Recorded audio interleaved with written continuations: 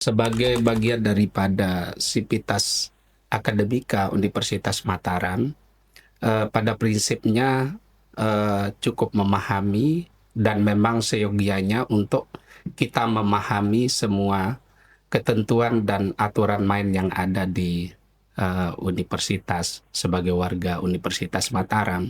Nah, dan terkait tentang apa namanya tadi tentang pemilihan itu memang sudah ada jadwal ketetapannya atau jadwal prosesnya. Sementara di satu sisi bahwa salah satu syarat untuk sebagai calon anggota Senat Universitas tidak pernah atau tidak sedang menjalani hukuman sedang atau berat.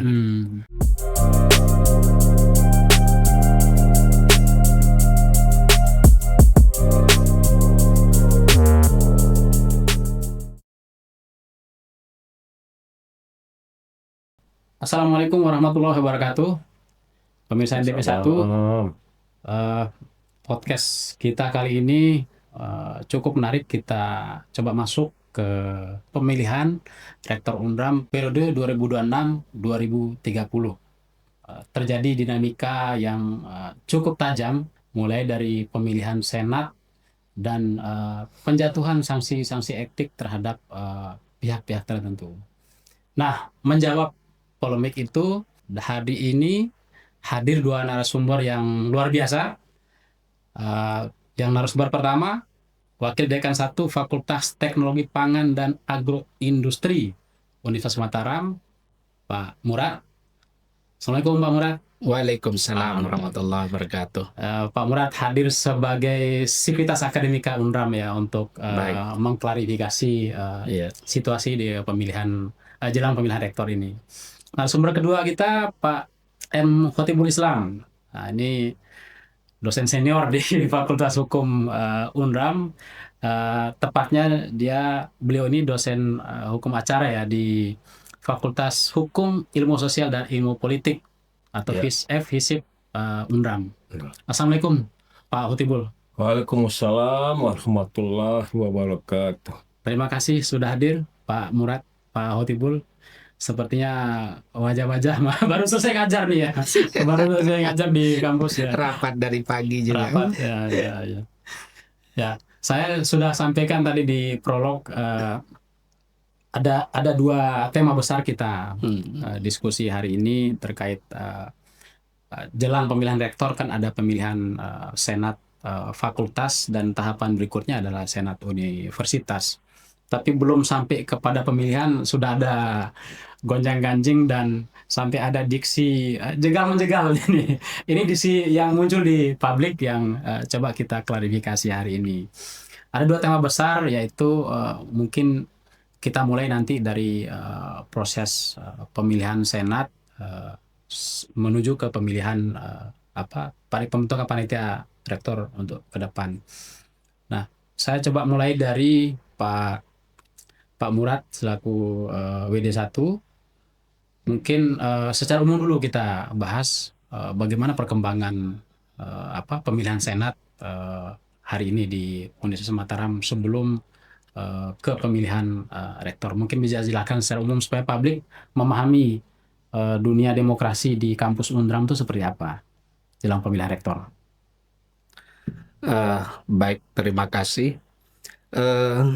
Sebagai bagian daripada Sivitas Akademika Universitas Mataram, pada prinsipnya cukup memahami dan memang seyogianya untuk kita memahami semua ketentuan dan aturan main yang ada di universitas sebagai warga Universitas Mataram, terkait demokrasi mulai dari pemilihan Senat atau anggota Senat Universitas, kemudian anggota Senat Fakultas, pemilihan rektor, sampai dengan pemilihan paling rendah itu jabatan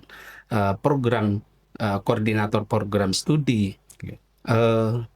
Semua itu pada prinsipnya punya aturan dan punya regulasi, sudah ditetapkan di universitas, dan itu kita semua meyakini dan patut untuk kita patuhi setiap aturan yang ditetapkan, baik itu peraturan senat ataupun peraturan rektor. Ya.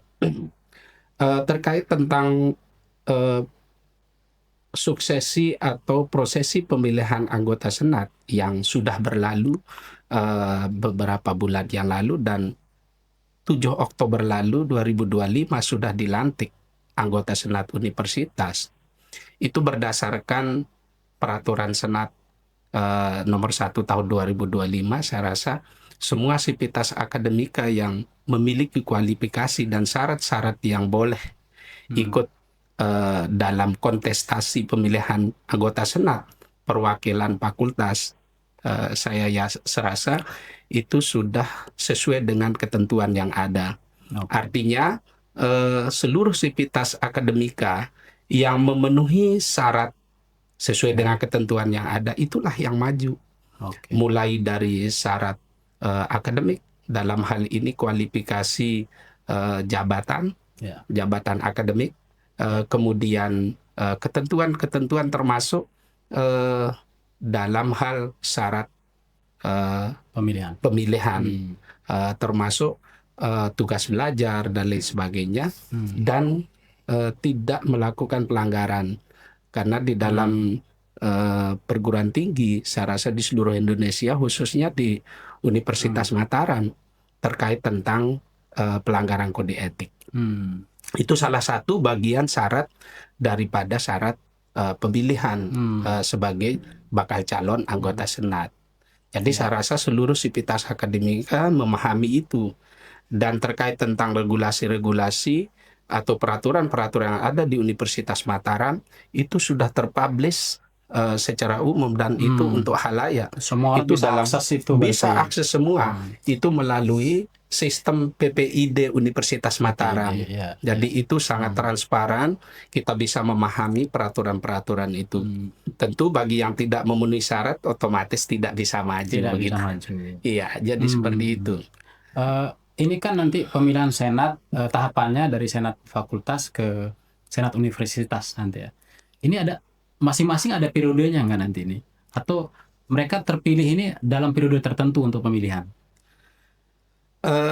Kalau terkait suksesi yang terjadi kemarin untuk prosesi pemilihan anggota senat universitas, itu memang perwakilan masing-masing dari fakultas.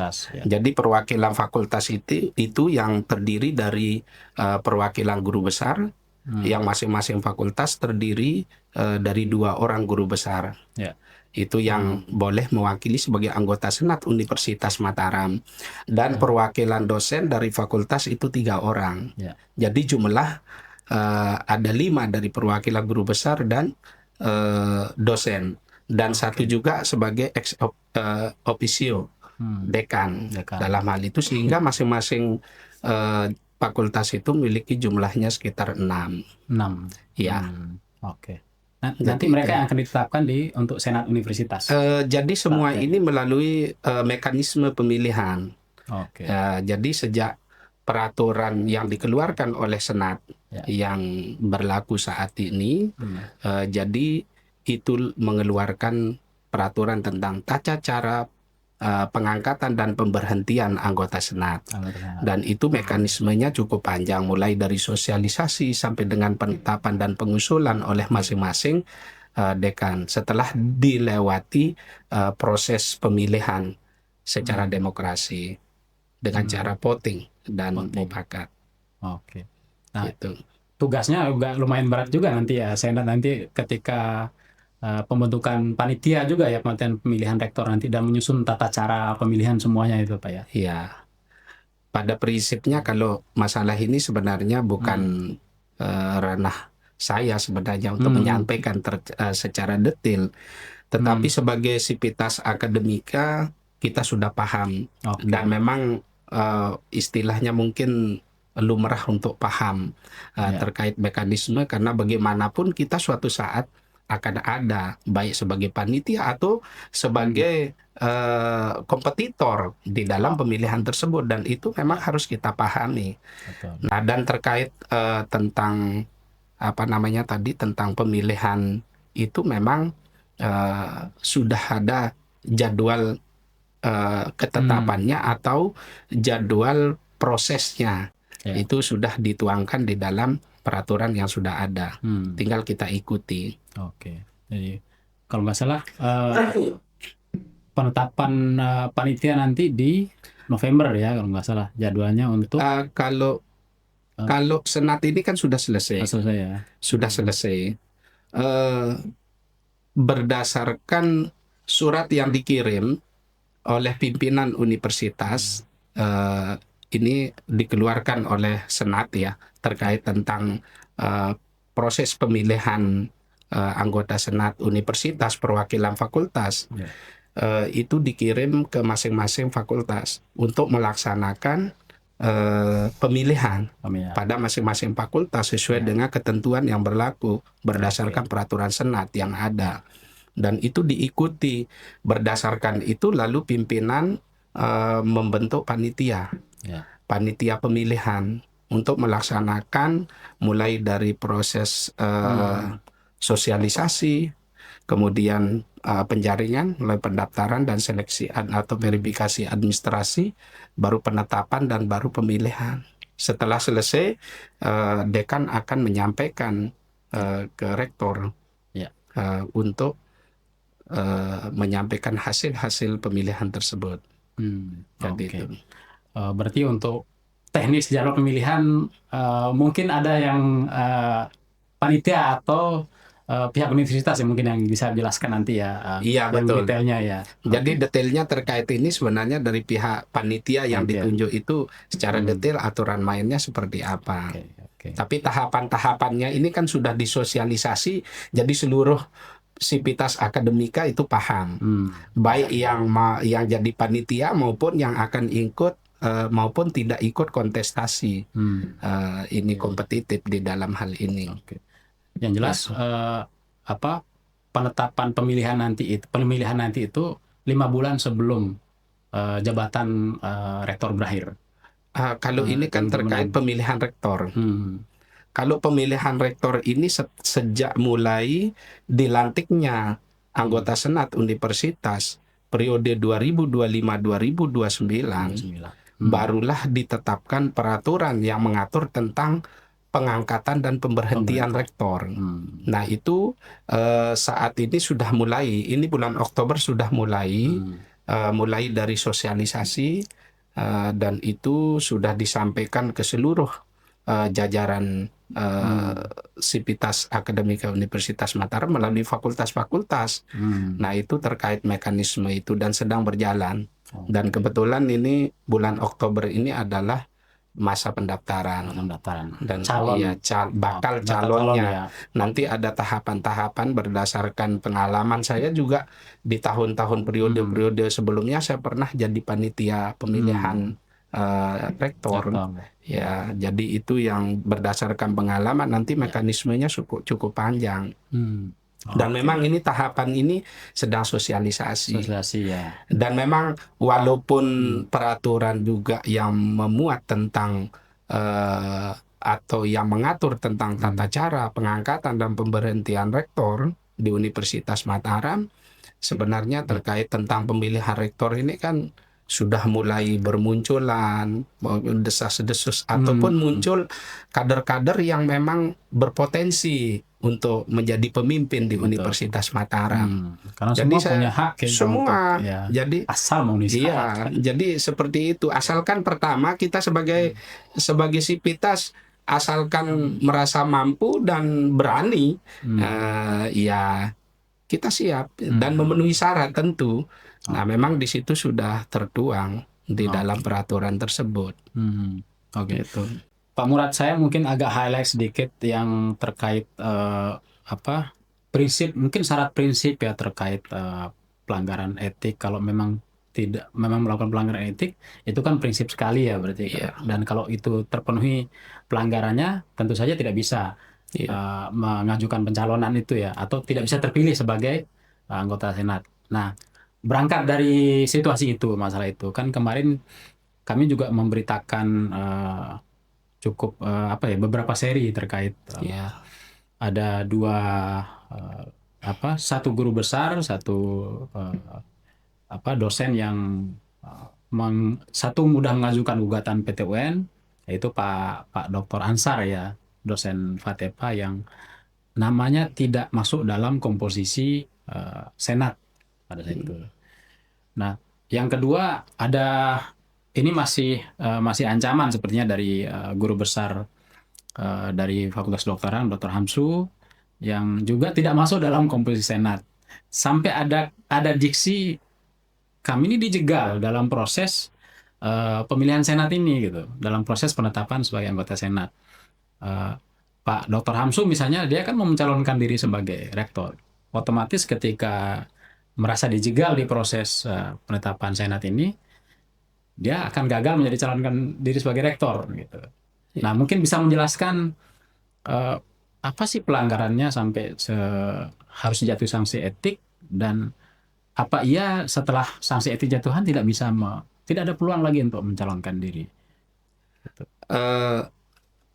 Pada prinsipnya kalau terkait ini saya tidak mengetahui secara detail karena bukan kapasitas saya ya. Tetapi secara umum kami bisa mengatakan terkait pengaturan tentang kode etik itu sudah jelas. Di Universitas Mataram telah ada regulasi yang mengatur tentang semua terkait tentang pelanggaran etika akademik dan kode etik. Seperti peraturan yang ada saat ini adalah Peraturan Rektor nomor 4 tahun 2020. Dan itu untuk seluruh sivitas akademika diatur semua terhadap pelanggaran kode etik, etika akademik dan kode etik, mulai dari dosen, kemudian tenaga kependidikan maupun mahasiswa. Nah, berdasarkan itu saya rasa siapapun dan dimanapun sebenarnya pada prinsipnya kalau dihubungkan sebenarnya ini terpisah. Karena dia tidak melihat ruang dan waktu. Case yang terpisah Case-nya antara sanksi etik dengan pemilihan. Gimana dan kapan saja. Karena artinya begini, terutama sejak saya menjadi ketua program studi dan sekarang posisi saya sebagai wakil dekan 1 yang pada prinsipnya sebenarnya terkait tentang SDM ini adalah wewenangnya bidang SDM bidang 2. Tetapi terkait tentang pelanggaran kode etik, entah itu yang dilanggar oleh dosen, kemudian tenaga kependidikan maupun mahasiswa, itu ketentuannya sudah ada. Salah satu contoh, misalnya salah satu anggota atau salah seorang dosen telah diduga melaksanakan atau melakukan pelanggaran baik etika akademik maupun kode etik di dalam lingkup Universitas Mataram, maka sesuai peraturan itu di situ arahnya adalah harus dibentuk majelis etik. Majelis etik yang salah satunya terdiri dari dekan, kemudian wakil dekan 2, termasuk wakil dekan 1. Dan termasuk di sana anggotanya itu adalah ketua program studi yang bersangkutan dan salah satu anggota komisi etika atau ketua senat di fakultas tersebut. Nah, itu kalau yang melanggar itu adalah dosen, dan itu berlaku untuk semua bagi siapa saja yang melakukan pelanggaran. Nah, terkait tentang suksesi kemarin, saya rasa itu berlaku umum maksudnya. Tapi secara detail kami tidak tahu satu persatu itu misalnya dari fakultas lain, karena masing-masing punya ranah. Iya, jadi majelis etik itu kalau misalnya dosen si A melanggar apakah itu etika akademik atau kode etik sesuai dengan ketentuan yang berlaku berdasarkan Peraturan Rektor nomor 4 tahun 2020, itu masing-masing fakultas dibentuk dan diselesaikan di tingkat fakultas. Dan kita tidak mengetahui urusan masing-masing fakultas terkait tentang itu.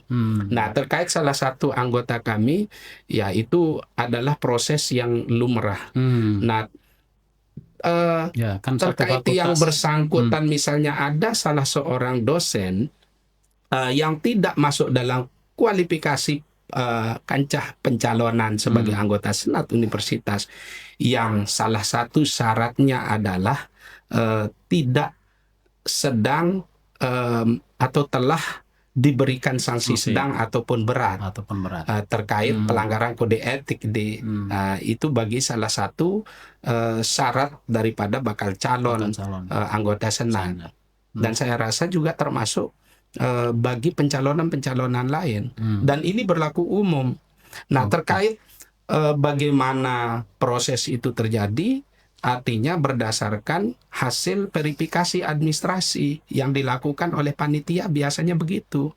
Ya, salah satu contoh misalnya yang sedang tugas belajar tidak boleh mencalonkan diri, otomatis tidak bisa. Ya, tidak bisa mencalonkan diri. Ya, seperti itu. Atau misalnya kita merasa tidak sehat, ya bisa saja karena salah satu syarat misalnya tentang kesehatan gitu ya. Jadi salah satunya seperti itu. Kemudian yang paling penting itu juga salah satu bentuk pelanggaran etik yang ada di Universitas Mataram atau lumrah di perguruan tinggi itu adalah plagiarisme dan lain sebagainya. Salah satu bentuk pelanggaran etik yang ada di Universitas Mataram.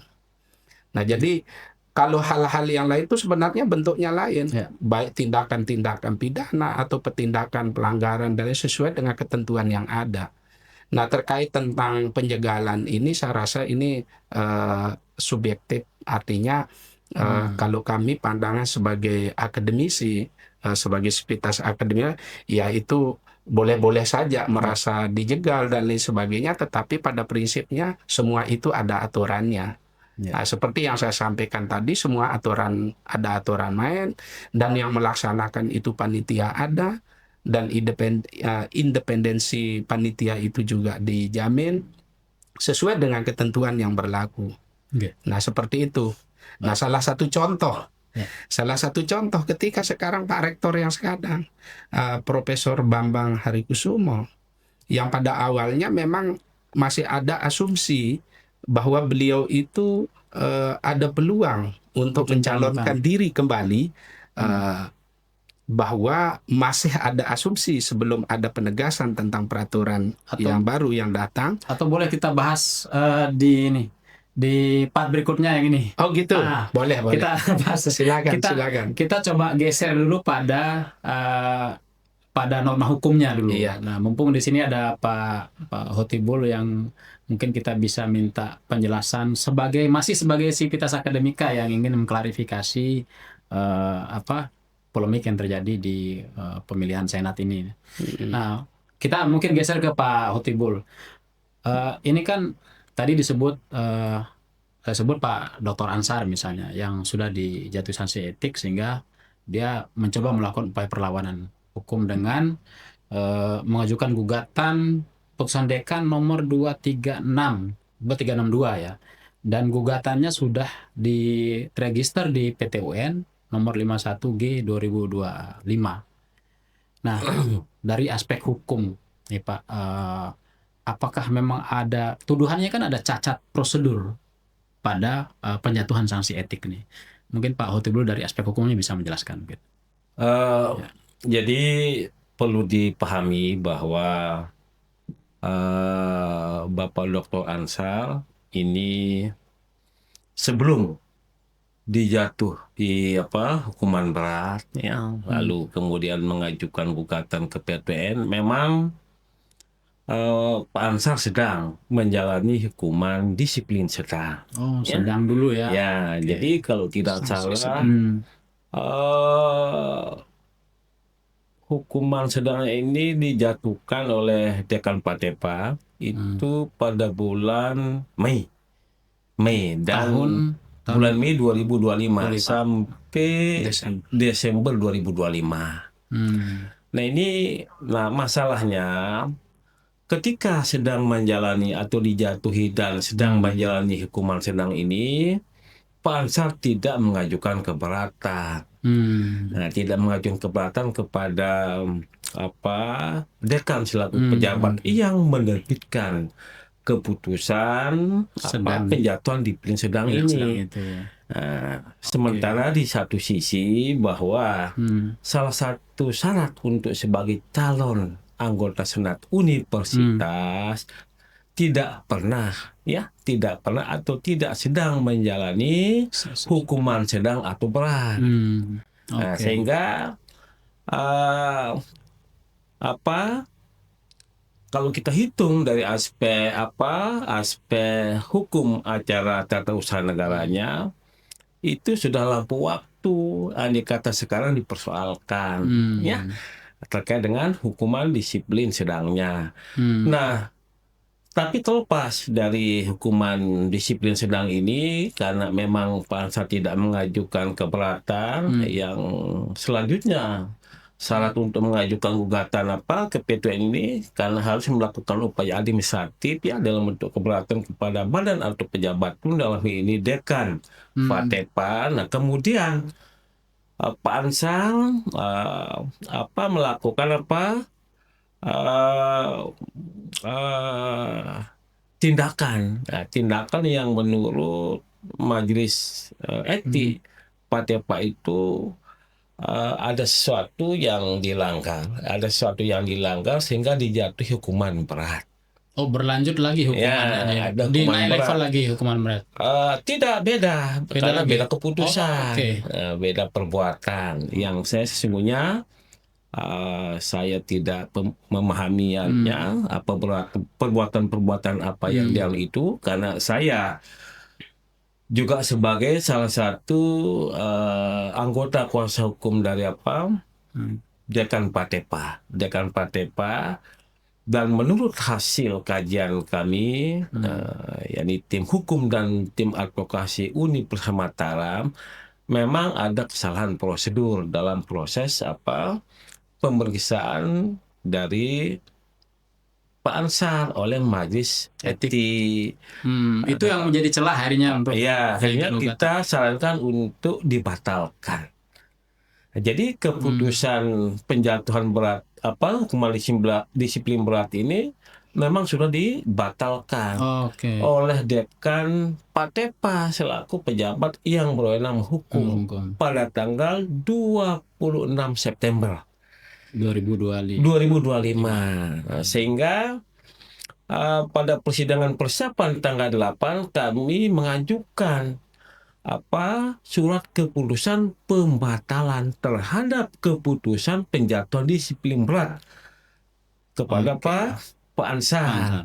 Nah, oleh karena itu, karena ada surat keputusan pembatalan, sehingga tidak ada lagi objek sengketa di pengadilan Tun. Oleh karena itu, kuasa hukum Pak Ansar mencabut gugatannya.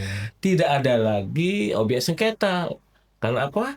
Karena ada pembatalan keputusan menghukum Pak Ansar ini sebagai hukuman berat, yang menjatuhkan hukuman berat kepada Pak Ansar. Jadi, sorry Pak, jadi yang perkara nomor 51 yang terregister itu adalah terkait objeknya adalah hukuman berat. Hukuman berat. Dan itu karena ada dua tadi kan, hukuman sedang dan hukuman berat.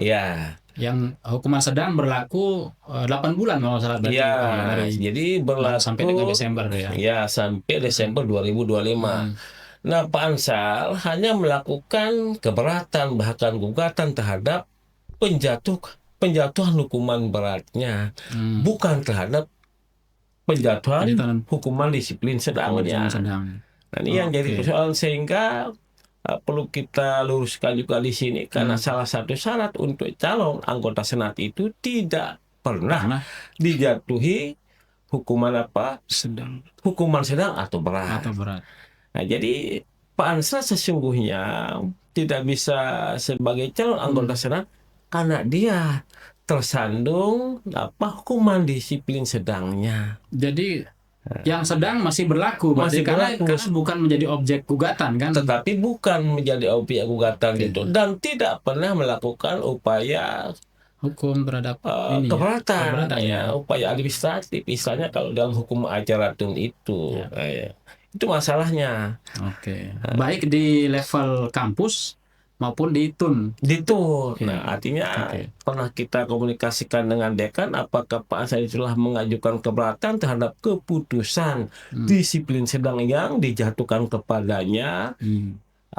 Informasi yang saya peroleh itu tidak pernah dilakukan upaya keberatan. Kan gitu Pak. Udah saya pernah nggak diajukan Iya. keberatan terhadap hukuman sedangnya? Ya, sebagai sesama fakultas Patepa ya. Sebagai sesama warga Patepa ya, pada prinsipnya memang salah satu saudara kita ini terkait apa yang disampaikan oleh Pak Khotibul tadi, bahwa terkait tentang sanksi sedang yang diberikan kepada Pak Dr. Ansar itu memang cukup panjang prosesnya. Bahkan ini dari sejak sebelum Pak Dr. Satrio Saloko menjadi dekan, artinya dari dekan sebelumnya.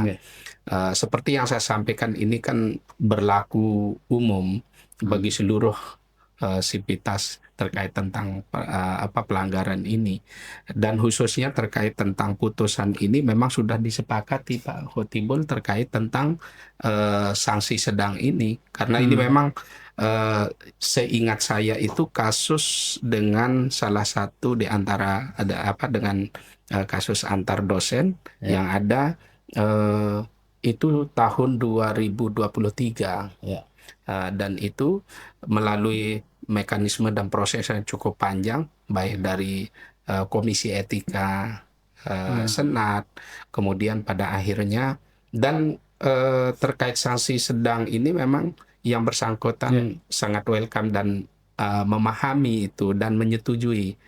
Ya, bahkan memang sudah ditandatangani di berita acara oleh yang bersangkutan. Kalau terkait yang terakhir ini memang kan disesuaikan terhadap peraturan yang ada, ketentuan yang berlaku di UNRAM sama azas ketentuan yang ada di Indonesia, yaitu yang memang yang menyebabkan peraturan ini bisa saja sewaktu-waktu dicabut atau tidak berlaku.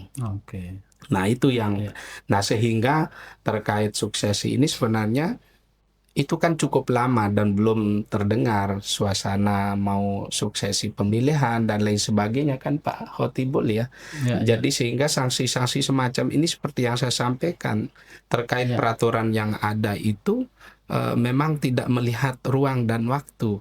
Jadi kapan saja dan siapa saja sebagai sivitas akademika. Kebetulan aja momentumnya muncul saat ini ketika pemilihan. Iya, dan kapan saja. Ya seperti dan seperti yang kami sampaikan bahwa ketika peraturan ini berlaku di Universitas Mataram, dan ketika kita menghadapi sesuatu momentum seperti pemilihan anggota senat, pemilihan pimpinan baik dari level yang rendah sampai dengan level tinggi, tentu ini salah satu syarat yang memang dijadikan salah satu syarat di dalam pemilihan tersebut. Nah, saya rasa itu. Sampai ada kalimat gini Pak Khotibul, saya ini merasa di kriminalisasi dan bahkan mendapat diskriminasi dalam proses ini, dalam tanda kutip penjagalan ini. Memang ada proses seperti itu sampai sampai akhirnya dia batal menjadi calon senat. Mungkin klarifikasi karena dia sudah sampaikan ini juga ke publik. Saya kira kita tidak berbicara tentang proses jegal tidak menjegal, karena dengan dijatuhi hukuman disiplin sedang saja itu sudah salah satu syarat untuk tidak boleh mencalonkan diri sebagai anggota senat Universitas Mataram. Nah itu yang perlu kita pahami ya. Karena salah satu syaratnya tidak boleh terkena hukuman disiplin sedang atau berat. Nah persoalan sanksi beratnya ini ya memang dia persoalkan, tetapi titik persoalannya untuk syarat sebagai anggota senat bukan pada sanksi beratnya. Dan itu sudah dicabut oleh dekan keputusan sanksi beratnya, disiplin berat sudah dicabut. Dan saya termasuk juga berlaku itu adalah sanksi sedangnya. Dan dia seperti katakan oleh Pak Udesat itu legowo menerima, bahkan menandatangani berita acaranya Pak. Iya, apa yang ditandatangani itu? berita acara Persetujuan. tentang pemberian sanksi itu. Akhirnya persetujuan Tentang- menerima sanksi. Iya. Ya. Jadi kebetulan memang untuk penandatangan berita acara itu semua unsur, Ada. semua unsur menandatangani. Yang Jadi kuat sekali ya. kuat. Jadi kalau- yang waktu itu pun saya yang kapasitasnya sebagai ketua program studi juga, dan juga sebagai wakil dekan 1, dan termasuk ada anggota ketua senat, ada anggota senat komisi etika, ya termasuk yang bersangkutan menandatangani, dan itu sudah dimaklumi. Saya pikir ibaratnya sebenarnya bukan orang yang ini, kan aturan itulah yang membatasi kita. Ya, mohon maaf kalau kita berbicara tentang itu, Pak Rektor pun sebagai pelaksana manajemen di Universitas Mataram kan begitu mengetahui aturan ada bahwa umur 61 nggak boleh, ya jelas beliau sangat Legowo. menaati, sangat legowo terhadap aturan itu. Dan saya yakin itu kita semua memahami itu. Jadi kalau kita mengatakan diskriminasi, Pak Rektor mungkin lebih didiskriminasi Oleh aturan. oleh aturan. Oke. Tetapi pada prinsipnya begitu ya Pak. Oke. Pak Haji, jadi berlaku untuk kita semua. Oke. Jadi seperti itu pada prinsip di UNRAM ini pada prinsipnya sudah melaksanakan prinsip-prinsip yang disebut dengan Good University Governance. Ya. Oke. Nah, jadi Termasuk itu yang prinsip- kami pahami sebagai Sivitas Akademika. termasuk Karena tidak ada yang prinsip-prinsip demokrasi ditutupi. ya. Untuk Oke. saat ini semua orang bisa tahu, apalagi sekarang kan sudah digital. Apa yang kita ingin tahu, Universitas Mataram terbuka sekarang. Apalagi udah masuk ke PID, berarti kan itu Gitu. informasi Jadi, publik maksudnya ya. Oke. Nah, kita geser sedikit ke tadi kan Dr. Ansar udah jelaskan detail soal hukuman sedang dan berat, Ya. dan putusan sudah menerima ya. Mohon izin terkait hukuman berat. Yang dirasakan memang belum sesuai menurut yang berat, itu kan hak konstitusional bagi setiap warga di UNRAM juga, dan boleh melakukan keberatan. Dan ketika ditemukan memang ketidaksesuaian seperti yang disampaikan tadi, ya sah-sah saja dicabut. Karena SK itu juga tidak bersifat mutlak. Dan itu sudah dipahami oleh seluruh sivitas akademika. Jadi tidak ada yang bersifat mutlak. Ketika dilakukan keberatan dan lain sebagainya, Masih ada ruang. masih ada ruang. Terbuka ruang. Ya, artinya contohnya seperti ini, ketika ada sanksi yang diberikan, entah itu sanksi sedang maupun berat kepada seseorang atau warga di UNRAM, itu diberikan ruang.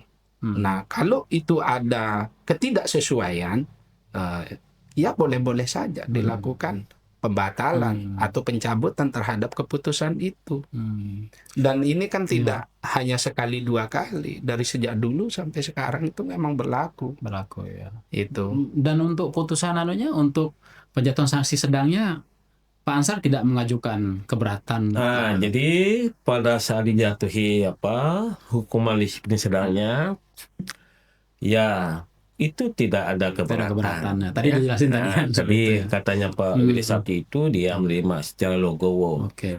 Nah, andai kata dia dapat mengajukan keberatan, ya mungkin saja ya kita tidak tahu apakah Pak Dekan akan merubah keputusannya, ya, ataukah mungkin Pak Ansar akan mengajukan gugatan ke PT UN. Karena syarat untuk mengajukan gugatan ke PT UN harus melalui proses upaya administratif, misalnya dalam bentuk keberatan atau banding administratif. Nah, dalam konteks hukuman disiplin sedang ini, ya, menurut informasi dari Pak Dekan, bahkan WD2 dan WD1 Patepa, Pak Ansar tidak pernah mengajukan keberatan dan juga tidak pernah mengajukan gugatan. Artinya secara hukum, ya, ini dia menerima keputusan itu, ya, karena yang dapat membatalkan keputusan ini ya sesuai dengan azas praduga rehmatik, ya, keputusan tetap sah sepanjang belum dibatalkan oleh pengadilan atau badan atau pejabat tun yang melibat keputusan, maka dia tetap sah, tetap berlaku. Nah, ini jadi persoalannya. Jadi tidak ada hubungannya, sekali lagi tidak ada hubungannya dengan sanksi berat. untuk syarat pencalonan anggota Senat UNRAM. Oke. Karena pilihannya apa? Ada alternatif, sedang atau berat. Sedang berat. Sedang ini yang tidak dipersoalkan. Dipersoalkan dan berlaku. Yang berat dipersoalkan memang, tetapi sudah dibatalkan oleh Dekan Patepak karena ya kami juga cek, ya. Kami juga cek terkait dengan prosedur. Penembakan keputusan sanksi disiplin berat ini ternyata menurut tim hukum dan tim advokasi ada kekeliruan prosedur. Tetapi kalau hukuman disiplin sedang sudah tidak bisa kita bisa cabut karena sudah tidak bisa kita kembali. Bisa saja dicabut tergantung kewenangannya, kemauannya Pak Dekan. Tetapi kami tidak sentuh lantaran sudah daluarsa. Artinya tenggang waktu untuk mengajukan keberatan dan mengajukan gugatan di pengadilan itu sudah melewati waktu 90 hari. Sesuai dengan pasal 55 Undang-Undang 5 tahun 1986 tentang peratur. Kan itu sehingga kami tidak sentuh. Karena dia mendapatkan informasi dari Dekan dan WD1 WD2 Patepak, dia menerima bahkan menandatangani berita acara terkait dengan penjatuhan disiplin sedang yang bersangkutan. Kan begitu Pak WD1. Jadi cukup clear ya berarti kalau untuk Pak Dr. Ansar terkait penjatuhan hukuman tadi. Nah, ini dalam case yang berbeda, cuman masih dalam ruang yang sama terkait guru besar UNRAM juga yang di kedokteran, Pak Profesor Hamsu Kadrian yang juga punya niatan untuk maju mencalonkan diri sebagai calon rektor. Nah, ini juga case-nya hampir sama, juga merasa dijegal dalam proses pencalonan sebagai Senat Universitas. Nah, dalam kronologi yang kami dapatkan ini, jadi putusan penjatuhan sanksi etik itu dijatuhi tanggal 3 Oktober. Baru diterima tanggal 15. Katanya 15 Oktober. Ini menurut pengacaranya nih, pengacara Pak Hamsu, namanya Pak Dr. Ainuddin. Nah, sedangkan proses pemilihan proses pemilihan Senat, dia tidak ada ruang akhirnya dia untuk mengajukan banding untuk terpilih sebagai anggota Senat, karena informasi yang mereka dapat untuk penjatuhan sanksi etik itu agak tertutup. Menurut mereka tertutup. Jadi tertutupnya gini, tidak diberikan langsung kepada dia informasi itu, hanya lewat telepon dan bahkan surat itu dititipi lewat satpam. Nah, sehingga tidak ada ruang untuk mengajukan keberatan atau ruang untuk banding. Tiba-tiba dalam waktu jarak yang agak berdekatan akhirnya ditetapkan Senat. Nah, mungkin ini juga bisa dijelaskan sebenarnya bagaimana alur sampai akhirnya jatuh sanksi etik kepada Pak Prof. Hamsu ini. Gitu. Nah, terkait dengan Prof. Hamsu ini dari hasil diskusi saya dengan SPI, Satuan Pengawas Internal. Karena Satuan Pengawas Internal ini seperti inspektorat kalau di pemerintahan provinsi, kabupaten, kota, dan di Pulau Tinggi itu disebut dengan Satuan Pengawas Internal. Nah, dari hasil audit, dari hasil audit Satuan Pengawas Internal Universitas Mataram, yang ditemukan fakta-fakta tentu terkait dengan perbuatan-perbuatan yang bisa diberikan penjatuhan sanksi disiplin sedang. Nah, karena saya tidak ikut memeriksa, juga bukan anggota SPI, anggota SPI. Nah, perbuatan apa yang saya juga tidak tahu, tetapi menurut informasi dari SPI sudah ada rekomendasi, sudah ada rekomendasi yang disampaikan oleh SPI kepada pimpinan. Nah, dari rekomendasi itu yang salah satunya harus pemberian sanksi lah. Pemberian sanksi itu rekomendasi SPI kepada pimpinan untuk kemudian karena ada temuan SPI dan rekomendasi SPI agar Prof. Hamsu diberikan penjatuhan disiplin, ya. Kemudian pimpinan atau rektor membentuk majelis etik. Oh, ini levelnya di rektor. Rektor. Oke. Jadi Universitas. membentuk majelis Universitas. etik, ya, membentuk majelis etik. Nah, kemudian dari hasil pemeriksaan majelis etik, ya, itu ya ditemukanlah perbuatan-perbuatan tertentu yang mungkin relevan dengan perbuatan yang bertitik singgung dengan rekomendasi yang disampaikan oleh SPI. Karena SPI ini memang pengawasan kita, dia mengawasi masalah keuangan, mengawasi tentang sumber daya manusia, mengawasi tentang kinerja di lingkungan universitas, karena dia inspektorat universitas perguruan tinggi. Nah, sehingga karena ada rekomendasi, ya, dari SPI untuk kemudian dipolak, dicocokkan titik kebenarannya, dicari titik kebenarannya dari hasil pemeriksaan majelis etik Universitas Mataram, ya, ditemukanlah informasi bahwa perbuatannya ini, ya, dijatuhi hukuman disiplin sedang. Tetapi disiplin sedang yang dijatuhkan kepada Prof. Hamsu ini hukuman yang paling ringan dari kriteria lingkup hukuman disiplin sedang. Ya, ini. Nah, itu yang titik persoalan, sehingga karena salah satu juga syarat sebagai calon anggota Senat Universitas seperti saya sampaikan tadi dan Pak Widi Satu juga sampaikan tadi, tidak boleh atau tidak pernah atau tidak sedang menjalani hukuman sedang atau hukuman berat. Itu makanya mungkin Pak Rektor tidak memanggil dia, bahkan tidak masuk dalam daftar keputusan sebagai anggota Senat Universitas Mataram. Nah, mengenai ada informasi atau isu yang menyatakan Bapak Hamsu tidak pernah dipanggil atau bahkan hanya ditelepon.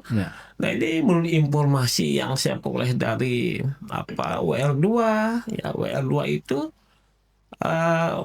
Pak Samsu itu pernah dipanggil secara khusus, face to face, empat mata dengan Pak Rektor untuk diklarifikasi tentang hukuman disiplin yang dijatuhkan ke Pak Hamsu berdasarkan hasil pemeriksaan majelis etik yang dibentuk oleh rektor, yang merupakan tindak lanjut dari rekomendasi yang disampaikan oleh SPI dan menurut teman-teman di SPI, kapan mulai diaudit? Nah, diaudit Pak Hamsu ya sekitar bulan Juni informasinya, karena saya sendiri bukan anggota SPI dan sebagainya. Ini menurut informasi. Jadi ini sebelum putusan diterima yang awal Oktober kemarin, berarti ya prosesnya udah jalan berarti. Iya. Jadi prosesnya untuk pemeriksaan etik yang sudah sudah ada pemeriksaan etiknya. Sudah ada pemeriksaan etiknya oleh Majelis Etik Universitas Mataram. Nah, sehingga andai kata benar adanya bahwa Pak Hamsu itu disampaikan klarifikasi atau informasi tentang macam hukuman yang dijatuhkan kepada Prof. Hamsu, ya, jika benar, ya, sekalipun tidak ada keputusan tun, kan bisa andai kata dia keberatan dapat mengajukan keberatan, ya, kan seperti itu. Andai kata benar. Cuman gini, Pak Otibul, kita mencocokkan situasinya karena putusan itu yang diterima menurut pengakuannya kan tanggal bulan Oktober nih, tanggal 15. Andai dia mendapat informasi itu sejak proses yang bulan Juni kalau salah ini, bulan Juni, mungkin ada ruang dia untuk mengajukan banding atas sanksi etik itu. Nah, kenapa justru sanksi etik itu jatuh di awal-awal ini gitu, jelang pemilihan senat gitu. Makanya dihubung-hubungkan dengan pemilihan kan. Ya, Justru sanksi itu dijatuhkan diterima oleh mereka tanggal 15 ya 11 dan Oktober. tanggal berapa tadi? Tanggal 3.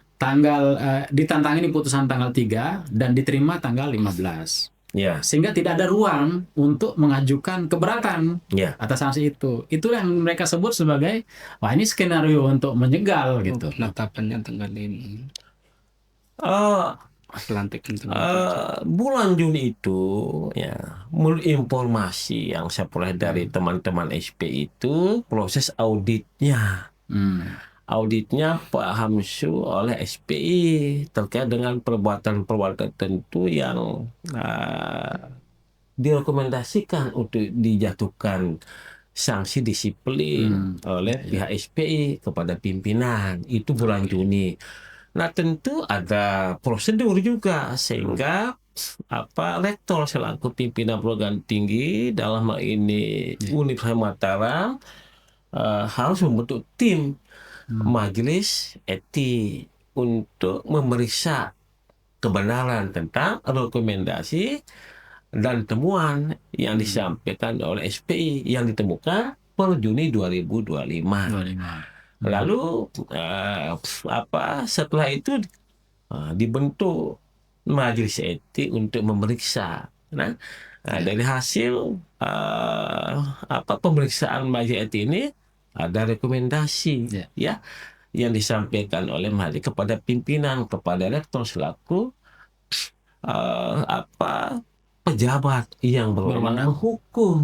Karena gitu. Maka keluar keputusan itu. Ya, jadi ya kalau kita Juni Juli Agustus tidak jauh-jauh amat, mungkin kan tidak jauh-jauh amat. Karena tentu ada proses pemanggilan, ada proses pembentukan tim juga, kan? Nah, dan Sivitas termasuk tim SPI yakin Prof. Hamsu tahu berarti kan, karena menjalani proses itu. Oh iya, jelas dong. Ada dokumen, kan ada dokumen yang sampai dengan saat ini tentu diarsipkan karena sebagai temuan dari SPI. Karena SPI kan mengaudit ya tentang perbuatan tertentu yang ada hal-hal yang mungkin perbuatan yang bisa bertitik singgung dengan sanksi yang tidak bisa menjadi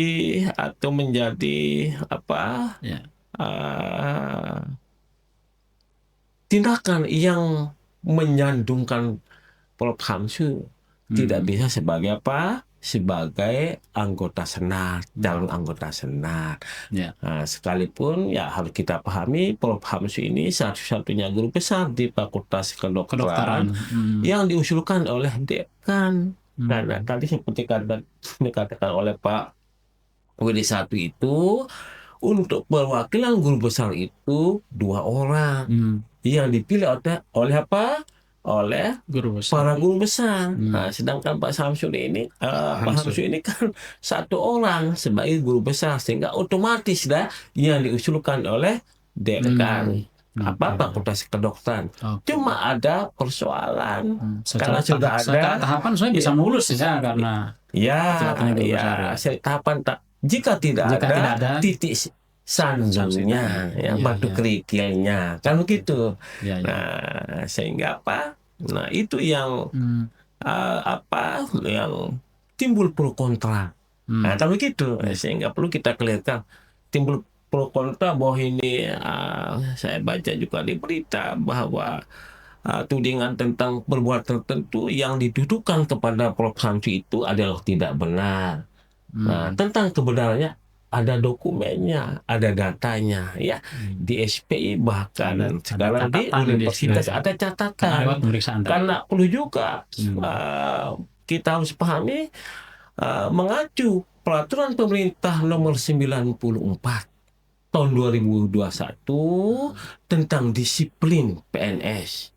Ini pasal 24-nya itu serem. Serem Oke. sekali Pak Aris. Apa seremnya? Itu pejabat yang berwenang menghukum, ya dalam konteks ini Pak Rektor lah, harus atau wajib memberikan sanksi kepada PNS sesuai dengan perbuatannya.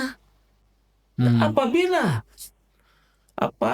pejabat yang berwenang menghukum tidak memberikan sanksi disiplin sesuai dengan Perbuatannya tingkat kesalahannya, Iya, sama. maka atasan bisa disanksi juga. atasan pejabat yang berwenang hukum, misalnya kalau Pak Rektor ada menteri dapat wajib, bukan lagi kata dapat. Kalau kata dapat kan fakultatif, tapi wajib dia imperatif, memaksa. Oke. Jadi normanya itu, otoritas norma itu memaksa, memerintahkan, wajib kepada atasan pejabat yang berwenang menghukum itu untuk menghukum lebih berat dari sanksi yang semestinya dijatuhkan kepada PNS yang melakukan pelanggaran disiplin itu. Memang dilematis. Kalau tidak dijalankan maka rektor yang mendapat sanksi. Iya, selaku Atasan. pejabat yang berwenang menghukum. Ya, kalau kita ikuti norma pasal 24 ini yang secara operator normanya sifat perintah, ada menggunakan kata wajib, maka menteri wajib akan menghukum rektor lebih berat dari sanksi yang semestinya dijatuhkan kepada PNS, ya dalam hal ini Pak Samsu. Kalau kita mengikuti norma yang di peraturan kementerian. Iya, karena sehingga mungkin Pak Rektor dilematis, ya kalau gitu dilematis. Kalau tidak kita kalau kasih sanksi, maju kena mundur kena. Karena Pak Rektor dan semua mungkin kita sivitas akademika, termasuk saya. Ini orang luar biasa, termasuk ya salah satu guru besar di Fakultas Kedokteran. Tetapi kan norma ini mau kita bilang apa? Kalau gitu, karena ciri hukum ini sifatnya, sanksinya, ya perintahnya, ini imperatif wajib dihukum. Nah, kalau tidak dihukum kan jadi masalah dan akan menjadi fakta yang kalau kita menggunakan istilah putusan pengadilan bisa jadi jurisprudensi, sehingga nanti pejabat-pejabat lain atau dosen-dosen lain melakukan sesuatu yang sama atau juga kita tidak dihukum oleh atasan. Jadi masalah. Memang Pak Rektor saya lihat udah dilematis, tidak menghukum, jadi masalah menghukum juga. Akhirnya mau bilang apa kalau ini hukum, perintah norma itu, makanya sehingga wajib dihukum. Mungkin seperti itu pemikirannya Pak Rektor, karena tidak bisa kita elakkan, norma ini sifatnya imperatif gitu kan. Oke. Nah, Pak Timbul terkait terkait penjatuhan, saya kembali lagi ke penjatuhan sanksi etik tadi. Ada ungkapan sebelumnya dari pengacara Prof. Hamsu, penjatuhan sanksi etik ini dianggap cacat karena tidak tersampaikan langsung kepada si personal. Misalnya kalau kita bicara syarat formil kan, ketika yang dijatuhi sanksi etik, maka dia harus menerima sanksi etik itu. Kalau dia tertulis, tentu saja dia harus menerima salinannya.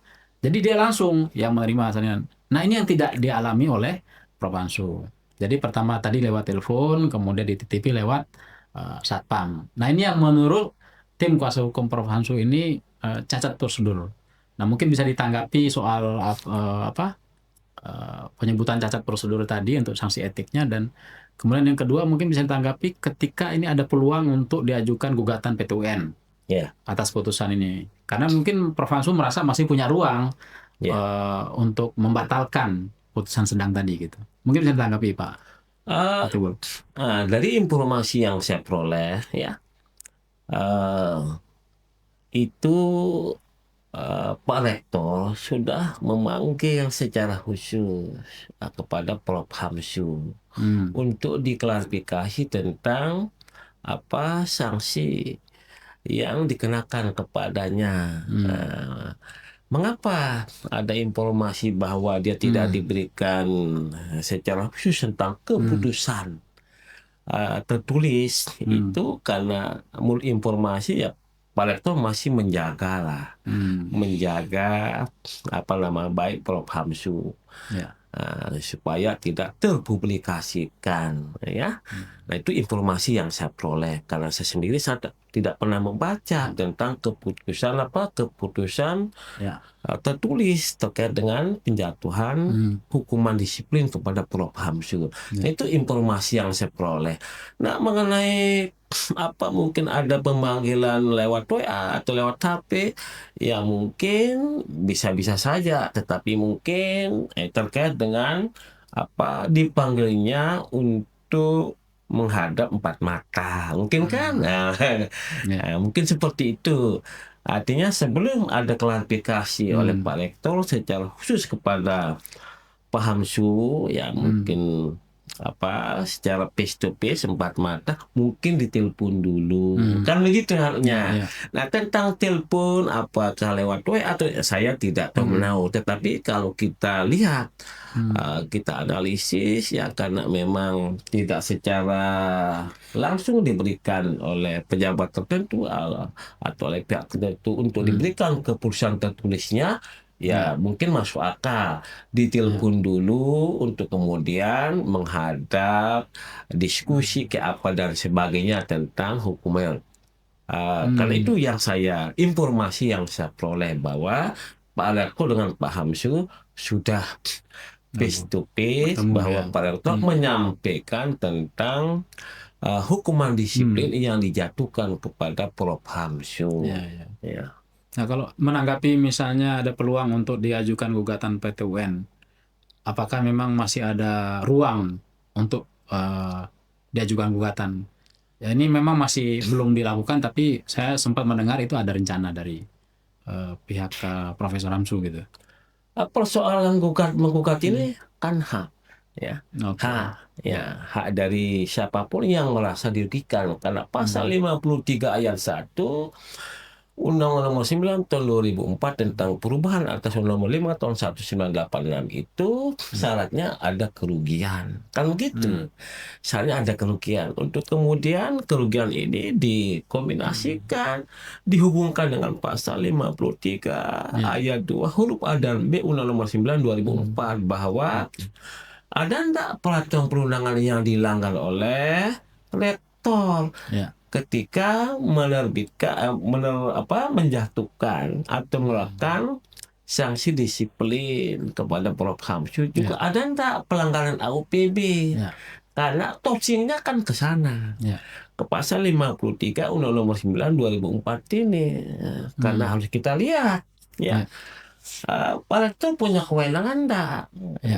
Jadi ya punya kewenangan lalu sesuai enggak dengan prosedur hukumnya lalu ada pelanggaran substantif enggak? Juga ada pelanggaran AUPB enggak? Nah, kan di sana toksinya. Ya sehingga sekali lagi persoalan menggugat ini hak setiap orang kan begitu. Sehingga menurut saya terserah kepada Prof. Hamsu apakah kamu menggugat atau tidak kan haknya dia. Terbuka ruang untuk mengajukan. Tidak boleh menjaga haknya dan siapapun tidak boleh menjaga haknya orang untuk menggugat kan begitu. Oke, cukup eksplisit ya terkait penjelasan terhadap kenapa Prof. Hamsu kemudian dijatuhi sanksi etik tadi. Nah mungkin ke Pak Murad ini. Pak Ansar ini kan masih dalam satu keluarga di FATEPA. Seperti apa hubungan emosional sekarang? Kan ini ada di ruang yang profesional juga kan, meskipun satu fakultas. Tapi pasti berteman juga di situ kan. Itu bagaimana suasana hubungan emosional dengan Pak Ansar setelah? Terkait dengan Pak Dr. Ansar, yang salah satu juga merupakan bagian dari di Fakultas Teknologi Pangan dan Agroindustri, termasuk yang di program studi, saya rasa tidak ada masalah, biasa-biasa saja lah. Ini kan di luar saja kita nih. Kalau di dalam sebenarnya tidak ada masalah. Di tempat kami tidak ada masalah karena yang bersangkutan juga tetap melaksanakan tugas mengajar maupun membimbing itu biasa, dan penelitian pun memang beliau aktif. Nah, cuman seperti yang kami sampaikan terkait hak masing-masing, hak konstitusional, entah terhadap hak-hak demokrasi dan lain sebagainya, itu memang kembali kepada personal masing-masing.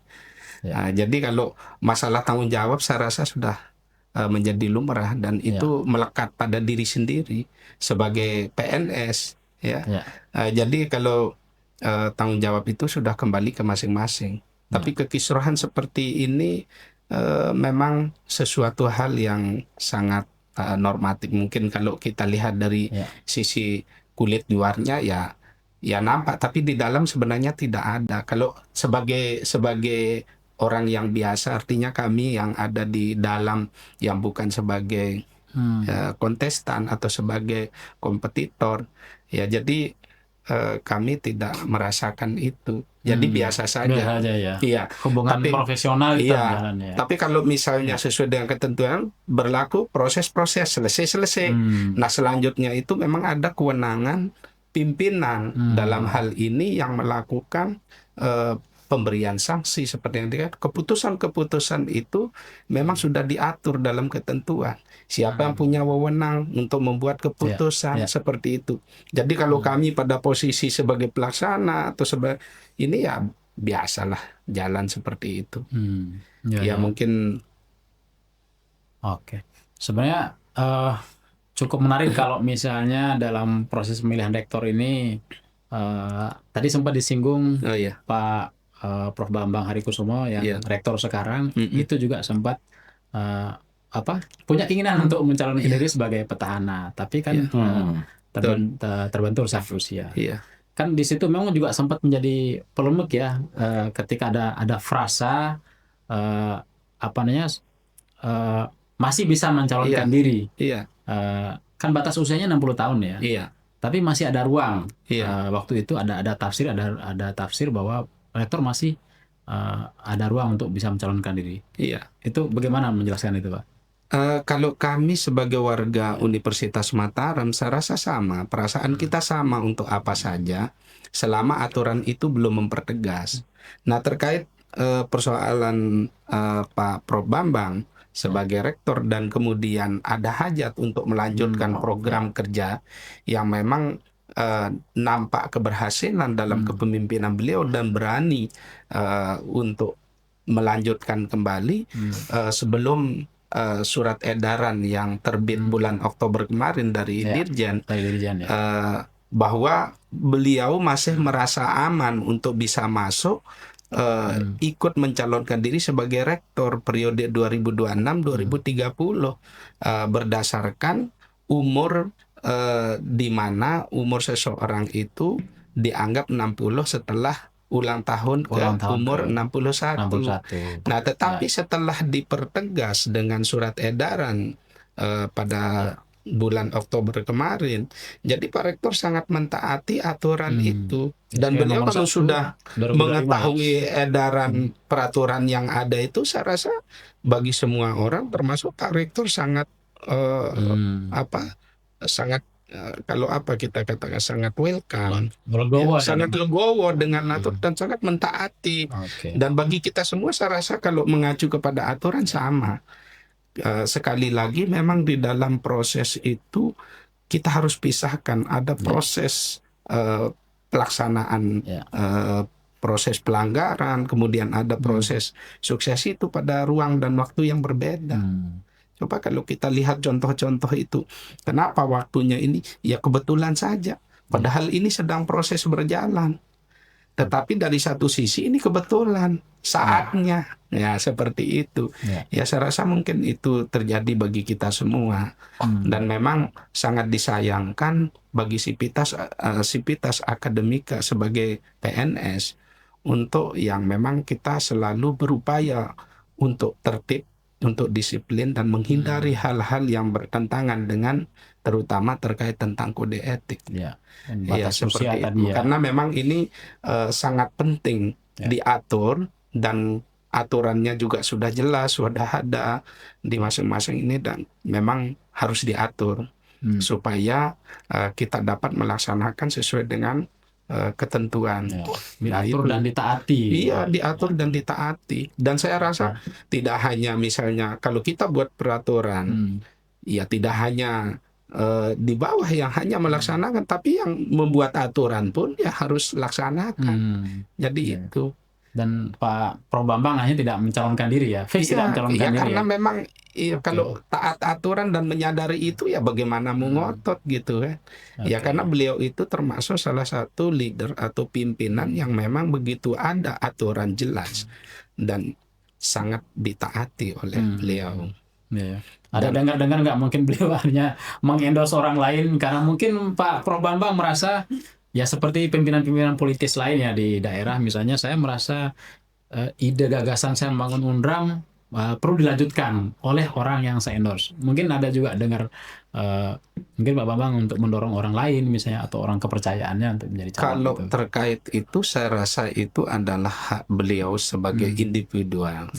Nah, tetapi terkait sebagai posisi sebagai pimpinan, kami merasa bahwa itu terbuka untuk semua. Mungkin seluruh pimpinan di universitas dipanggil, dekan dan lain sebagainya, mungkin bisa saja ditanya di antara bapak-bapak siapa yang bersedia atau silahkan. Tapi walaupun tidak disampaikan, saya rasa untuk seluruhnya, baik posisinya saat ini sebagai dekan, sebagai kaprodi, pokoknya yang memenuhi syarat silahkan. Ya, seperti itulah jadinya sebagai pimpinan saya pikir siapa saja dan dari dulu itu tidak ada upaya penekanan terhadap seseorang. Tapi kalau harapan siapa yang melanjut itu sangat harapan tersendiri terhadap cita-cita kita. Merasa contohnya kalau saya berhasil dalam suatu, kalau saya tidak melanjutkan tentu ini tidak bisa kita pungkiri. Kita bisa melihat secara kacamata pribadi, melihat kira-kira siapa, itu subjektif. Tetapi saya rasa sebagai pemimpin beliau itu tidak subjektif. Artinya lebih objektif, membuka ruang sesuai dengan ketentuan yang ada, silahkan. Dan buktinya sampai saat ini memang saya yakin nanti kalau begitu dibuka pendaftaran pemilihan untuk jadi rektor di Universitas Mataram, ya bisa saja bergerombolan hadir. Kalau merasa percaya diri, ya begitu dan memenuhi syarat. Tentunya memang sebelum kita maju supaya tidak membuat kita menjadi kesal, ya baca aturannya dulu dan syarat-syaratnya harus dipahami. Nah, sehingga tidak kecewa di tengah jalan. Tapi saya pikir walaupun bahkan menurut ketentuan yang ada yang tidak memenuhi syarat saja boleh mendaftar. Tapi begitu nanti diverifikasi oleh panitia, ya urusannya dia lolos atau tidaknya kan di situ. Kewenangan panitia. Kewenangan panitia itu berdasarkan aturan dan itu harus ditaati. Bagi setiap warga kita ini kan sudah berpengalaman Pak Hotibul. Saya juga dari pemilihan ketua program studi sampai dengan pemilihan wakil dekan, seperti itu kita welcome. Dan itu memang ada ketentuan yang harus diikuti dan ditaati. Nah, itulah yang terjadi. Pada prinsipnya itu. Ya, jadi mungkin itu manusiawi ya. Andai kata Pak Rektor ada ya menunjuk pejabat tertentu dan sebagainya yang bisa sebagai calon rektor. Saya kira manusiawi ya. Karena ya saya pun tentu berdasarkan rasionalitas saya dengan mengacu pada fenomena dan fakta-fakta yang diperbuat oleh rektor misalnya, ya harus saya tentukan pilihan. Kalau kita tentukan pilihan, misalnya ya Pak Rektor ini saya harus akui, karena saya juga sejak 2010 ya sebagai apa pernah anggota tim hukum Rektor almarhum Prof. Sunapi, pernah juga sebagai ketua SPI, ya itu memang harus diakui Pak Rektor sekarang ini pembangunan, mungkin Pak Aris juga tahu kan, pembangunan ada ruang terbuka hijau sekarang di dan Pak Rektor sangat anti, jangan coba-coba potong pohon. Itu yang Pak Rektor ini, jangan coba-coba potong pohon, sehingga pembangunan fakultas kedokteran, Pak Aris lalu jalan keluar masuk yang di sebelah utara luar biasa kan, lalu ada pembangunan gedung gedung S3 kenotariatan, juga MIH, ilmu hukum. Itu kan salah satu simbol ya. Kalau kita mengacu teori semua simbol itu kan simbol, salah satu simbol keberhasilan. Belum lagi rumah sakit, rumah sakit. Yang harus saya akui juga Pak Rektor yang sekarang ini ya, terlepas dari nuansa politik, karena saya tidak bertitik singgung dengan politik itu, tapi saya mau melihat fakta apa yang dilakukan oleh Pak Rektor sekarang, kebijakannya yang menurut saya luar biasa ya. Rumah sakit dia renovasi luar biasa saat ini ya, dengan juga sejumlah bangunan gedung fasilitas untuk pendidikan, penunjang pendidikan. Ada venue olahraga juga luar biasa, olahraga. Nah, ini yang yang pada rektor sebelumnya yang mungkin karena kebijakan tertentu dan pertimbangan tertentu, sehingga lain, kan lain. Ya, kita tidak menyatakan rektor sebelumnya tidak ini itu hal lain, itu soal kebijakan, karena mungkin beda-beda visi misi kepemimpinan, kan begitu. Nah, tetapi secara faktual dari infrastruktur yang ada di Universitas Mataram ini menjadi fakta notair semua orang tahu dengan bangunan yang jalan yang utara keluar masuk seperti jalan tol. Makanya kalau saya sebut tol Jogorawi. Jadi secara visual. Jadi kalau Pak Widi mungkin bisa melihat secara kualitas. Singkat saja mungkin apa yang dilihat dari kebetulan saya pada posisi berada di bawah manajemen Pak Prof. Bambang Harikusumo sebagai rektor, sangat merasakan perubahan yang cukup signifikan, baik dari pembangunan SDM-nya, kemudian infrastruktur dan lain sebagainya, berdasarkan juga pada kancah internasional. Di masa kepemimpinan Pak Profesor Bambang, membawa UNRAM cukup luar biasa. Salah satunya UNRAM sekarang mendapatkan akreditasi unggul di masa kepemimpinan Pak Prof. Bambang, dan kemudian juga melalui pada masa kepemimpinan beliau, dari aspek ranking baik dalam capaian IKU maupun World Class University, pembangunan ranking jadi termasuk BLU di tingkat nasional itu memiliki prestasi yang cukup gemilang. Dan saat ini memang ada cita-cita yang memang sedang dibangun dari programnya Pak Prof. Bambang sebagai rektor, dan itu sangat wajar. Sebagai personal beliau itu ada hal yang belum selesai. Nah, itulah yang menyebabkan mendorong beliau itu berniat untuk menyelesaikan tugas untuk mengabdikan diri di Lebak. Dan saya yakin itu semua pimpinan yang pernah menjadi pimpinan di Universitas Mataram, ketika merasa ada hal yang belum diselesaikan, ya jelas ingin melanjutkan supaya selesai. Dan apalagi yang saat ini salah satu contoh di tingkat SDM, baru kali ini di dalam beberapa tahun ini yang dari puluhan profesor yang ada di Universitas Mataram sekarang sudah menjadi ratusan. Nah, ini sangat membanggakan Guru besar dia guru sudah besar ratusan yang ya. ada di Universitas Mataram di Ya. masa kepemimpinan beliau. Ya. Dan kami sebagai bagian dari manajemen di bawah pimpinan beliau merasakan sekali bagaimana beliau memimpin. Nah, seperti itu dalam capaian, mengarahkan program-program seperti apa capaian kita. Jadi membuat kita tidak diam. Ya, itu artinya karena beliau itu selalu menyemangati kita, pokoknya untuk institusi itu tidak ada tidak. Jadi kita terus bergerak. Terpenuhi. Nah, itu. Nah, jadi inilah menjadi azas bahwa memang apapun bentuk persepsi atau penilaian di luar itu memang itu hak prerogatif masing-masing, tetapi pada prinsipnya kalau kita melihat kenyataan secara objektif, ya memang aturan lah yang memposisikan kita ini antara salah atau benar. Kalau kita melihat secara objektif berdasarkan aturan, ya sebenarnya tidak ada yang salah.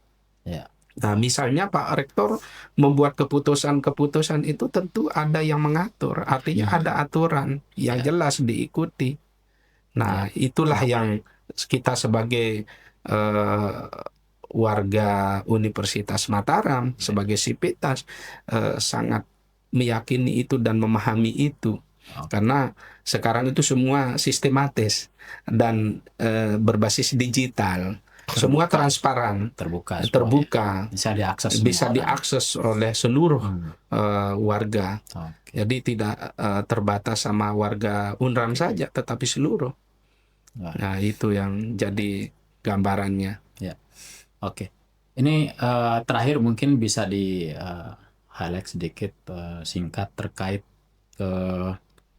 pemilihan ini kan. Tadi di awal kita sudah menyampaikan beberapa polemik-polemik yang muncul, kemudian ada klarifikasi juga kenapa harus sanksi etik dan lain sebagainya. Tapi akhirnya proses demokrasi ini kan menyeret perhatian selain jajaran Sivitas juga kawan-kawan mahasiswa juga akhirnya melakukan sempat ada gerakan juga kemarin aksi unjuk rasa terkait. Bahkan ada beberapa spanduk yang sebut matinya demokrasi di UNRAM, dan kalimat-kalimatnya juga sempat keluar di media massa ya waktu itu. Nah, mungkin ada pesan di sini dari Pak Murad sebagai Sivitas di sana supaya proses demokrasi ini tidak dipersepsikan seperti anggapan tadi. Demokrasi itu seperti apa yang sedang berlangsung sampai akhirnya terpilih rektor baru nanti gitu. Iya. Pada prinsipnya sebagai akademisi terkait momentum yang dikatakan momentum sejarah, ini bagian yang paling kecil di dalam perguruan tinggi, termasuk terkait demokrasi. Tetapi yang paling penting tanggung jawab mutlak kita adalah melaksanakan tridharma perguruan tinggi, mencetak generasi-generasi yang berkualitas untuk kemajuan bangsa dan negara. Itu pada prinsipnya itu. Nah, tetapi terkait tentang pergolakan-pergolakan ini, misalnya ada aksi-aksi itu, kalau saya pribadi sebagai warga UNRAM tidak merasakan itu. Tidak ada gesekan dan sebagainya. Apalagi aksi-aksi semacam itu kalau di media, ya mungkin kalau kita sering-sering menengok media, ya bisa-bisa saja berbagai macam yang kita lihat, informasi ataupun berita. Tetapi di internal atau di dalam lingkungan UNRAM kita tidak merasakan. Yang kami berpikir itu adalah bagaimana tridharma perguruan tinggi bisa kami laksanakan dengan baik dan benar, sesuai dengan harapan dan program-program yang sudah kita tetapkan sampai dengan masa periode. Nah, itulah yang kita pikirkan sebagai dosen. Lalu kita sibuk banyak sekali tugas kita untuk menyelesaikan perangkat pembelajaran, untuk rencana pembelajaran berikutnya dan seterusnya. Belum lagi apa yang harus kita inikan. Jadi seperti apalagi ini dalam penelitian pengabdian. Nah, sekarang dengan tuntutan personal masing-masing dosen terhadap kinerja, beban kerja dosen BKD yang wajib dilaporkan setiap 1 semester, kita tidak sempat berpikir untuk hal-hal semacam Hal-hal itu. di Iya. luar akademik. Jadi capaian minimal dalam Ya. beban kerja sebagai dosen itu cukup menguras waktu dan tenaga serta pikiran terkait aspek pendidikan, kemudian pengajaran, kemudian penelitian dan pengabdian termasuk penunjang. Ya. Dan ini yang sekarang ini sedang kita bahu-membahu untuk menyelesaikan itu. Jadi kalau saya terus terang saja, ya kebetulan saya di bidang akademik saat ini terlalu sibuk dengan urusan akademik yang di internal, jadi tidak terlalu banyak melihat hal-hal yang seperti polemik di luar. Terkait mahasiswa, ini adalah bagian dari proses. Mereka itu sudah hal yang lumrah menyampaikan aspirasi karena sudah diatur juga dalam ketentuan. Karena mereka punya hak untuk menyampaikan, ya kan ada kebebasan bermimbar, kebebasan berpendapat juga. Jadi saya juga mantan mahasiswa, mantan aktivis juga. Nah, jadi saya rasa itu sama. Ini adalah bagian dari pembelajaran yang membentuk karakter kita sebagai generasi. Tapi yang paling penting adalah kita selalu fokus pada bidang akademik. Yang itulah yang kami tanggung jawabnya bidang akademik, selalu siapkan semua perangkatnya dan selalu berniat dan berhajat itu untuk memfasilitasi seluruhnya. Ya, dan memastikan itu supaya bisa berjalan dengan baik. Nah, harapan itu secara keluar bermuara pada pimpinan di universitas. Itu pada seluruh elemen sampai dengan paling bawah. Nah, itulah saya harapkan memang dengan adanya suksesi baik pemilihan senat, anggota senat yang sudah kami berharap wakil-wakil yang sudah diamanahkan itu betul-betul membawa amanah untuk membawa lembaga untuk menjadi lebih baik, tertib dan aman serta kondusif. Nah, lalu untuk menghadapi suksesi pemilihan rektor, ini hanya momentum sesaat. Dan siapapun kelak akan menjadi pemimpin itu sama. Kita tetap melaksanakan Tridharma perguruan tinggi. Dan kita harapannya juga sama. Supaya lembaga ini jauh lebih maju. Dan siapapun. Nah, itu saya yakin seluruh sivitas akademika itu sama harapannya. Nah, itulah kita seyogianya dalam hal ini tidak terlalu sensitif atau terlalu vulgar di dalam menyikapi persoalan-persoalan suksesi ini. Oke, kita jalani saja. Nah, kita laksanakan tugas atau tugas pokok kita sebagai dosen. Ya, lalu kalau kita ikut kompetitor, ya kita siap. Ketika kita mendapatkan amanah itu, kita laksanakan dengan baik, dengan penuh tanggung jawab. Saya rasa itu. Nah, jadi insya Allah semuanya ini saya yakin kita berharap untuk menyadari secara hati yang tulus dan ikhlas demi kebaikan dan kemajuan lembaga ini. Saya yakin itu. Mungkin itu yang dapat saya sampaikan.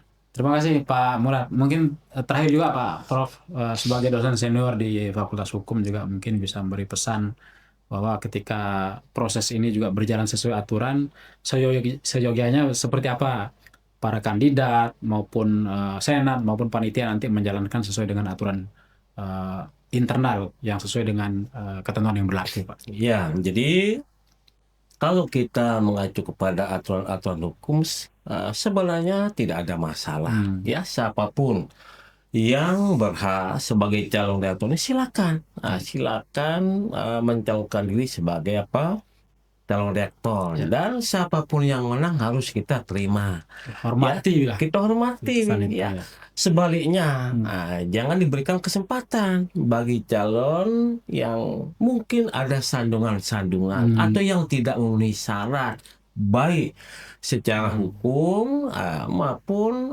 karena faktor lainnya. Nah, ini supaya apa? Supaya semuanya tetap berjalan dengan lancar, tidak ada persoalan-persoalan terkait dengan hiruk-pikuk proses pemilihan dan penetapan rektor yang terpilih. Itu harapan kita, sehingga sekali lagi siapapun nanti sebagai pemenang rektor Universitas harus kita terima dengan lapang dada. Nah, itu aja dari saya. Terima kasih sekali lagi Pak Wakil Dekan 1 Fatepa, Pak Murad atas kesempatan hadir di studio NDB 1. Pak Hotibul, Pak M. Hotibul Islam, terima kasih. dosen senior di Fakultas Hukum di FHISIP Unram ya. Terima kasih sekali lagi kehadirannya. Semoga sehat selalu. Mungkin kita bisa ketemu di kesempatan berikutnya. Demikian NTB 1, pemirsa NTB 1, diskusi kita hari ini terkait polemik pemilihan calon rektor Unram, dan sudah diklarifikasi oleh Pak Murad dan Pak Hotibul atas polemik-polemik yang sudah terjadi dan sudah diluruskan. Terima kasih sekali lagi perhatiannya. Wassalamualaikum warahmatullahi wabarakatuh.